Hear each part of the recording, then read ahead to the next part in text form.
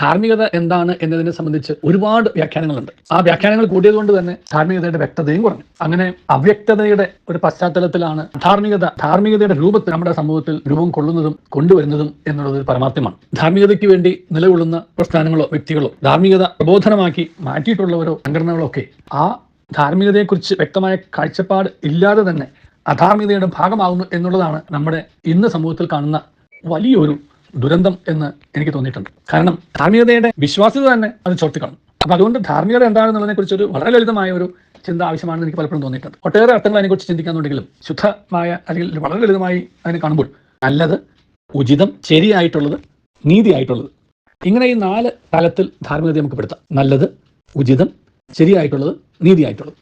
അപ്പോൾ അനീതിയായിട്ടുള്ളത് അല്ലെങ്കിൽ നല്ലതല്ലായിട്ടുള്ളത്, തെറ്റായിട്ടുള്ളത്, ഉചിതമല്ലാത്തത് എല്ലാം അധാർമികം തന്നെയാണ്. പ്രത്യേകിച്ച് സമ്പത്തിന്റെ വരുമാന സ്രോതസ് അല്ലെങ്കിൽ വരുമാന സ്രോതസ്സുകളെ കുറിച്ച് ചിന്തിക്കുമ്പോൾ ഞാൻ ഒരിക്കലും ഇതിനെക്കുറിച്ചൊരു സമൂഹത്തോട് സംസാരിച്ചപ്പോൾ അതിൻ്റെ അകത്തൊരു ചെറുപ്പക്കാരൻ വളരെ കൃത്യമായിട്ട് എഴുന്നേറ്റ് എന്ന് എന്നോട് പറഞ്ഞു, അങ്ങനെയൊന്നും ചിന്തിച്ചാൽ ഇന്നത്തെ ലോകത്ത് ജീവിക്കാൻ സാധിക്കില്ല.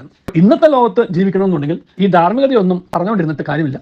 അത് ധാർമ്മികതയെ നാം തന്നെ വ്യാഖ്യാനിച്ച് നമ്മുടെ സമ്പത്തും നമ്മുടെ വരുമാന മാർഗങ്ങളും നമ്മുടെ സുഖം അല്ലെങ്കിൽ നമ്മുടെ നല്ല അവസ്ഥ ഇതൊക്കെ ഭദ്രമാക്കാൻ അല്പസ്വല്പമൊക്കെ വഴിവിട്ടൊക്കെ ജീവിക്കേണ്ടി വരും, വഴിവിട്ട് പെരുമാറേണ്ടി വരും, വഴിവിട്ട് സ്വത്ത് സമ്പാദിക്കേണ്ടി വരും, വഴിവിട്ട് സ്വത്ത് സുരക്ഷിതമാക്കേണ്ടി വരും. ഇതാണ് ആ പറഞ്ഞതിൻ്റെ അർത്ഥം. എന്തിനു വേണ്ടി എന്ന് ഒരു ചോദ്യം ഞാൻ മറുചോദ്യം ചോദിച്ചു. എന്തിനു വേണ്ടി നാം ഈ സ്വത്ത് സമ്പാദിക്കണം? ആർക്ക് വേണ്ടി ഈ സ്വത്ത് സൂക്ഷിക്കണം? ഈ ശരിയായിട്ട് അല്ലാത്ത രീതിയിൽ, നേരായിട്ട് അല്ലാത്ത വഴികളിൽ, ഉചിതമല്ലാത്ത രീതിയിൽ പ്രവർത്തിച്ച് നന്മ ഉളവാക്കാത്ത മാർഗങ്ങളിലൂടെ നാം സ്വത്ത് സമ്പാദിച്ചിട്ട് ആ സ്വത്ത് കൊണ്ട് നമുക്ക് നന്മ ഉണ്ടാകും എന്നും ഐശ്വര്യം ഉണ്ടാകുമെന്നും ഉയർച്ച ഉണ്ടാകുമെന്നും വളർച്ച ഉണ്ടാകുമെന്നും തലമുറകൾക്ക് അത് ഉപകരിക്കും എന്ന് നാം കരുതുന്നുണ്ടോ എന്നുള്ള മറുചോദ്യമാണ് ഞാൻ ചോദിച്ചത്. ആ മറുചോദ്യം തന്നെയാണ് ഇന്ന് ഈ ചിന്തയിൽ ഞാൻ ചോദിക്കാൻ ആഗ്രഹിക്കുന്നത്. ഈ വളഞ്ഞ വഴിയിലൂടെയും നമ്മുടെ അധാർമികമായ രീതിയിലുമൊക്കെ സ്വത്ത് സമ്പാദിച്ച് ഇന്നത്തെ കാലത്ത് കുറച്ച് പ്രസ്ഥാനങ്ങളുണ്ടാക്കി അല്ലെങ്കിൽ കുറച്ച് സാമ്പത്തിക ഭദ്രത ഉണ്ടാക്കി ഇതൊക്കെ കഴിഞ്ഞിട്ട് നമ്മുടെ അടിത്തറ തന്നെ മാന്തുന്ന രീതിയിൽ ആ പ്രസ്ഥാനങ്ങളും ആ സമ്പത്തും എല്ലാം നമ്മെ നോക്കി പുച്ഛിക്കുന്നത് കണ്ട് വേദനയോടെ നമ്മൾ ഇവിടുന്ന് വിടവാങ്ങേണ്ടി വരില്ലേ? അതൊരു വലിയ ചോദ്യമാണ്, ലളിതമായ ചോദ്യമാണ്, മനസാക്ഷിക്ക് നേരെയുള്ള ചോദ്യമാണ്. ആ ചോദ്യത്തിന് ഉത്തരം കണ്ടെത്തിയാൽ നമുക്ക് എല്ലാവർക്കും ഈ ലോകത്ത് സന്തോഷത്തോടെ, സമാധാനത്തോടെ, സ്വസ്ഥതയോടെ, വിശുദ്ധിയോടെ ജീവിക്കാൻ പറ്റും. കാരണം കറ പുരളാത്ത കൈകളുമായി, നിർമ്മലമായ ഒരു മനസാക്ഷിയുമായി ഈ ലോകത്ത് നിന്ന് നമുക്ക് വിടവാങ്ങണം എന്നുള്ള ചിന്ത നമുക്കുണ്ടാവണം.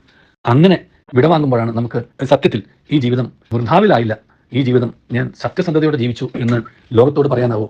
അങ്ങനെ സത്യസന്ധതയോടെ ജീവിച്ചവരുടെ ഒരു തലമുറയിൽ നിന്നും കൈമാറി കിട്ടിയതാണ് നമുക്ക് ഈ നീതിബോധവും ഈ ധാർമ്മികതയും. അത് പുലർത്തുവാനും അത് വളർത്തുവാനും അത് കൈമാറി കൊടുക്കാനും നമുക്ക് ഉത്തരവാദിത്തമുണ്ട്.